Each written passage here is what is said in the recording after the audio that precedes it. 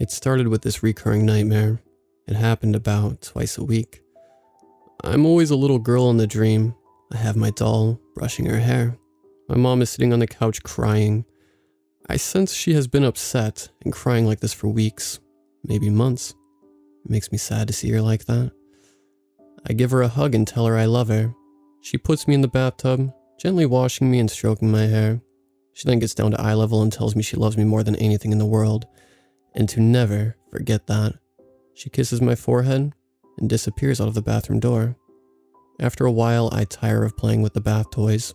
I drain the water, dry myself, and put the clothes on Mom had set out for me. I exit the bathroom and walk down the hallway towards the living room. I'm feeling hungry, so I call out and ask Mom what we are having for dinner, just to get no answer. "Mom?"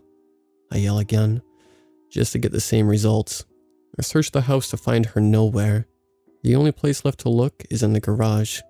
I'm not supposed to go into the garage, but one little peek to see if she is in there isn't going to hurt. I turn the knob, slowly pushing the door open to peek inside. I see Mom hanging from a beam in the ceiling. Startled, I scream and jump back, falling on my back. I rush to my feet, grab my doll and run as fast as I can out the front door, down the steps and towards the woods. As I leave the porch, I also leave the little girl's point of view. I'm now standing on the porch yelling for her to come back as she disappears into the tree line. I see something move out of my peripheral, followed by a low, soft-spoken voice. The voice says my name. Kylie. I turn to see where the voice is coming from. I jump in surprise to see the little girl's dead mom, bloodshot eyes glaring at me. She is a sickly, pale white with blood trickling out of her mouth and down her chin. She speaks again. "Save her." That's when I wake up, tears streaming down my face each and every time. The feeling of depression and regret fills my soul.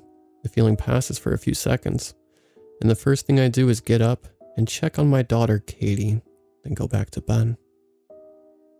I've heard recurring dreams are caused by stress, with my husband passing away 6 months ago in a car crash. On top of having to work more with Christmas closing in fast, that alone is stressful enough. I also feel guilty about not being home as much to spend time with Katie. She seems to understand, but we have had things come up missing from the house. Nothing alarming. A few toys, food, even a whole box of unopened Pop-Tarts. I thought this was just her way of acting out, seeking the attention I haven't been able to give her lately. One evening, I threw a frozen pizza in the oven. It was laundry day, and I didn't have time to prepare a meal. When it had finished cooking, I sat it on top of the stovetop to cool while I finished folding the laundry. When I came back, I noticed 2 slices missing. I go to the front door to call Katie in for supper. That's when I notice her walking towards the woods with 2 slices of pizza in hand. "Katie, get in this house. What are you doing anyway? You could get lost in those woods and cause your mom to have a heart attack." She sits the pizza on the ground in front of the tree line and walks towards me. "Sorry, Mom. I was taking my friend some food. She's hungry." "A friend from school?" I ask. "No, she's homeschooled. Her name is Harley. She doesn't have any friends, so I'm going to be her friend." "Oh, well, that's nice of you." As I closed the door, I noticed the 2 pizza slices were gone. This is strange, but I don't think much of it at the time. Animals, most likely. But I wish I had asked more questions knowing what I know now. Things started getting strange when my dreams started penetrating reality. It began with seeing movement out of the corner of my eye. Things I would just chalk up to being paranoid, tired, and overworked. But things progressively got worse, and eventually escalated to full-blown terrifying. One afternoon on my way home from work, my radio started going haywire. It was switching through channels by itself before going to nothing but static. The volume was steadily increasing. It was starting to get to the point of being annoying. I started pressing buttons, any button to get the static sound to go away, before finally hitting the power button to get the sweet relief of silence. I let out a sigh of relief, just to be startled by the static turning back on, volume louder than I thought possible from my car stereo. The sound echoed through my ears, causing them to hurt. I feel the warmth of a liquid running down my neck. I look in my rearview mirror to see blood oozing out of my ears. I slam my finger into the power button to get no results. I pick up speed as I can see my driveway in the distance. I pull in the driveway and shut the car off, but the static is still spewing out of my car's speakers as loud as ever. I pop the hood and proceed to pull the battery cables off. Thankfully, the static subsides. Ears ringing, I look inside my side mirror to see no blood oozing from my ears like had been seconds before. Confused, I brush my hair aside and turn my head to get a look at the other ear just to see the mom from my dreams peering over my shoulder with those bloodshot eyes. I can only manage to let out a terrified gasp as I whip around to see no one there. Panicked, I close the hood and hurry inside to relieve my mom from her babysitting duties. She had retired a few months back. She enjoyed picking Katie up from school and spending time with her while I was at work. Something wrong, honey? She can see I'm visibly shaken. No, I'm fine. Just overworked and lack of sleep. I can stay if you want. I can take care of Katie while you catch up on your sleep. No thanks. Maybe I'll take you up on that some other time. Okay. If you change your mind, just give me a ring. I'll see you tomorrow, sweetie. She pauses a moment before closing the door on her way out. Just promise me you'll get some sleep, Kylie. You look terrible. Okay, Mom. I promise. A few hours of cleaning and helping Katie with homework had passed. I'm at the stove. The smell of the garlic bread in the oven fills the air. The smell gives me a nostalgic feeling. As a kid, I looked forward to Thursday dinner when I knew I would be eating spaghetti and garlic bread, my favorite meal. The earlier events of that day in the back of my mind, I had finally started to calm down. That is before the kitchen radio turns on by itself, Phil Collins' voice blaring out of the speakers. I can feel it coming in the air tonight. I have sang those lyrics and played the air drums just like everyone else that knows this song. But that night, the song had an ominous feel about it. A chill ran up my spine as I pictured those bloodshot eyes staring at me from behind. I turn around to see nothing. I quickly walk over to the radio to turn it off. It immediately turns back on. I pull the plug from the wall just to get no results. Phil Collins suddenly turns to the static sound from earlier. My panic quickly turns to anger. I start to punch the radio over and over. Shut up, shut up. I yell with each punch thrown. What do you want from me? I yell at the radio. The static comes to an abrupt stop before the soft-spoken voice comes through. Save her. Save Katie? Save her from what? I don't understand. After getting no answer, I pick up the radio and hurl it across the room, shattering on impact. I fall to the floor, knees drawn to my chest with my head buried into them. I start to cry. Is everything okay, Mommy? Katie.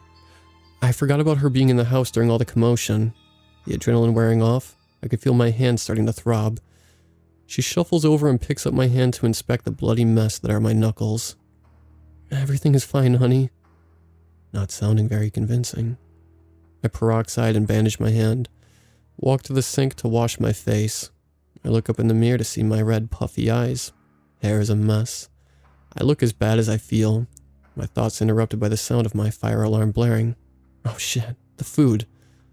I say aloud as I race to a smoke-filled kitchen, quickly taking the burnt garlic bread from the oven. I race to opening any windows close to the kitchen to fan out as much smoke as possible. Can this day get any worse? Of course it can. As night falls and the temperature starts to drop, the weatherman said this would be the coldest night of the year.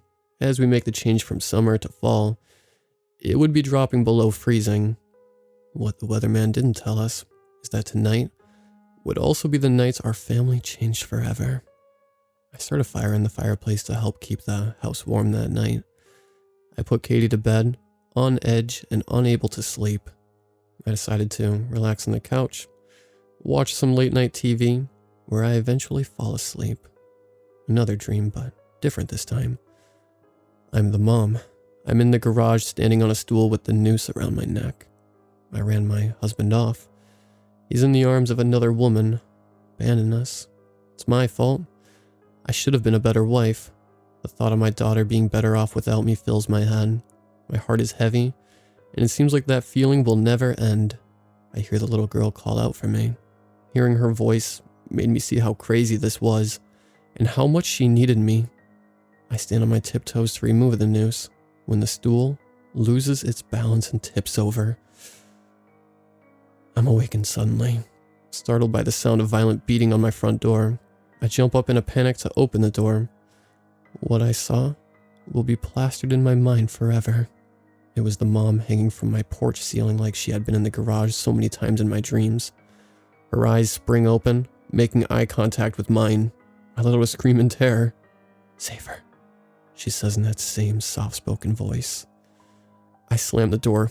"Katie?" I scream as I run down the hall to her room. I push through the door and switch on the light. Katie is now sitting up in bed, rubbing her eyes, looking confused. "What's wrong, Mommy?" The violent banging starts on the door again before I can answer. I grab Katie and sprint to the living room, placing her in front of the fireplace. I open the door to see the mom from the dream now standing by the tree line. She points into the woods and repeats a phrase I've heard so many times before. "Save her." I know what I have to do now. "Katie, sit in this spot and do not move, okay?" She nods in agreement, looking more frightened than I've ever seen. I hand her my phone. "Call 911, honey. Tell them to get here as fast as possible. You remember our address, right?" She nods again. I run out the door and past the mom into the woods. I have no idea where I'm running, but I can't stop. The mom appears in front of me and points in another direction. I turn in the direction she is pointing, still in a full sprint, thorns scraping my legs, but the adrenaline causing me to feel no pain. I see a makeshift tent in the distance, made out of a bed comforter that I hadn't been able to find for weeks. I shed back the comforter to see the little girl from my dreams looking up at me, clutching that doll to her chest, and shivering violently from the cold. I take her in my arms and sprint back towards the house. I burst through the front door, stripping off my shirt and placing the girl against my bare skin. I take a seat in the front of the fireplace. "Harley, this is my friend I was telling you about. Is she okay, Mommy?" "Yes, Katie, she'll be fine. Will you bring us a blanket, please?" She runs to her room. She emerges a few seconds later with her Shopkins blanket to cover us both up. I can hear the police sirens in the distance getting louder as each second passes. "Thank you." The mom's voice fills my head, as if she had whispered it in my ear. The voice sounded much more at peace now. After Harley recovered, she led the police to her house, where they found her mom badly decomposed, hanging in the garage. I've since took fostering classes and took the girl in. It has almost been a year now, and for her birthday, I present Harley with an envelope. "Better be money in this," she joked, as she tore it open to pull out the piece of paper inside. "Katie and I can officially welcome you to the family, Harley. I'm adopting you." I blurred out with excitement before she can even begin to read the adoption papers I had just given her. Her eyes well up with tears as she runs into my embrace. "Thanks, Mom." If you're looking for a sign to not take your life, this is it. You are not alone. The world is a better place with you in it. When you feel like giving up, remember the reason you held on for so long.